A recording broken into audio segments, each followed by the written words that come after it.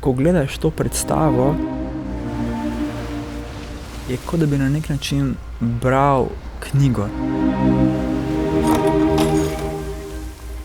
Zaradi tega, ker si kot gledalec soustvarjalec predstave.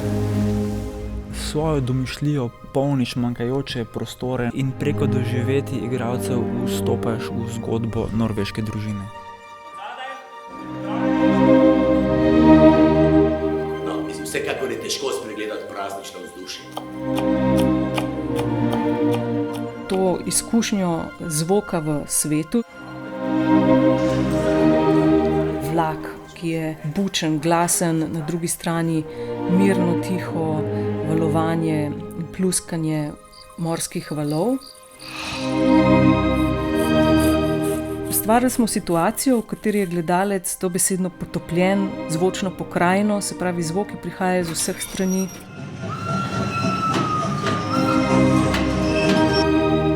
Simulirajo našo naravno izkušnjo. Zvočniki so na odru, med občinstvom, na stranskih hodnikih zunaj dvorane, na stropu in tudi za hrbti gledalcev.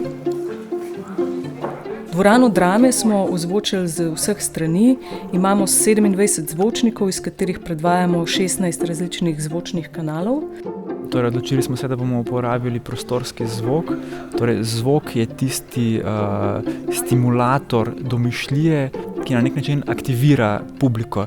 Kako v publiki vzbuditi občutek razsežnosti morja, kako vzbuditi občutek, ki ti ga da stanje na gorskem vrhu, veter, ki piha, kako vsa ta občutja vzbuditi v gledalcu.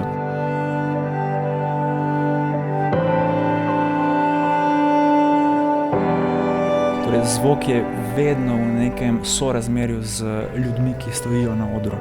Ibsen je na nek način študijsko analiziral ljubezen. Pometel je z vsem romanticizmom in psihološko natančno razčlenil partnerske odnose. V vsakdanjem življenju postajamo vedno bolj pasivni in se mi zdi ključno za gledališče, da poskuša aktivirati gledalca kot soustvarjalca in to aktivirati na različnih nivojih.